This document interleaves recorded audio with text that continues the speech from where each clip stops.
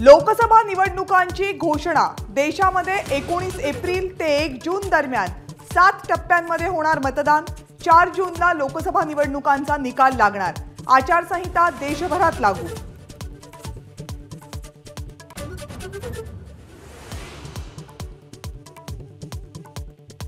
महाराष्ट्रामध्ये एकूण 5 टप्प्यांमध्ये मतदान होणार। 19 एप्रिल, 26 एप्रिल, 7 मे, 13 मे, 20 मे या टप्प्यांमध्ये महाराष्ट्रात होणार मतदान।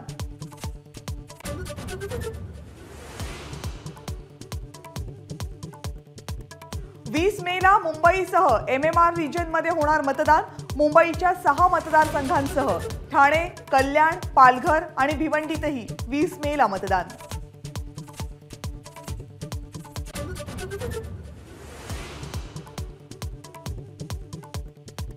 एकोणीस एप्रिल नागपूर, बारामती, कोल्हापूर, 7 मे पुणे, छत्रपती संभाजीनगर, 13 मे नाशिक आणि 20 मे मुंबई आणि MMR रिजन मध्ये मतदान।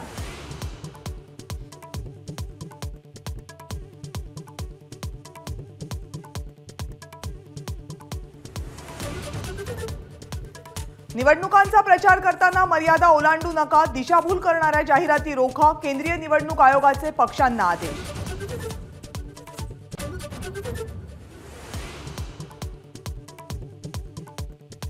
आचारसंहितेपूर्वी राज्य सरकारकडून 17 निर्णयांचा धडाका। राज्य पोलीस दलात आर्टिफिशियल इंटेलिजन्सचा वापर करणार, तर सर्व मोठ्या गुन्ह्यांमध्ये फॉरेन्सिक एव्हिडन्स अनिवार्य असणार।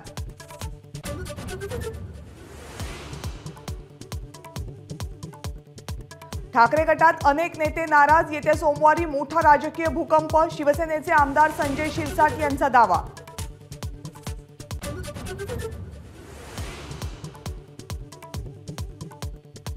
लोकसभेच्या तिकिटासाठी मी उत्सुक, पण ठाकरे गट सोडणार नाही, अंबादास दानवेंचा खुलासा। चंद्रकांत खैरेंवर पहिल्यांदा जाहीर टीका।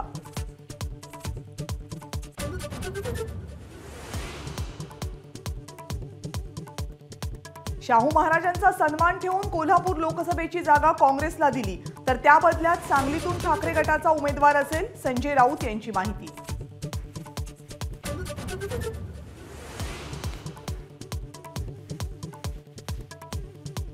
राहुल गांधींच्या भारत जोडो न्याय यात्रा भांडूपमध्ये दाखल।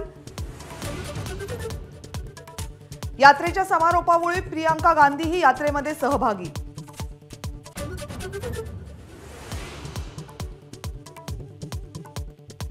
काँग्रेसला निवडणूक पुन्हा काळ्या पैशांकडे न्यायची आहे। काळ्या पैशांचा स्रोत बंद झाल्यानं राहुल गांधींचं वक्तव्य। निवडणूक रोख्यांवर राहुल गांधी यांनी केलेल्या टीकेला देवेंद्र फडणवीस यांचं उत्तर।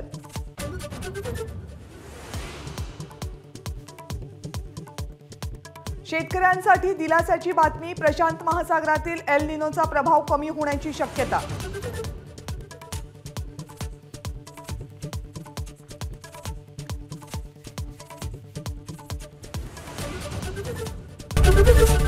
एबीपी माझा, उघडा डोळे बघा नीट।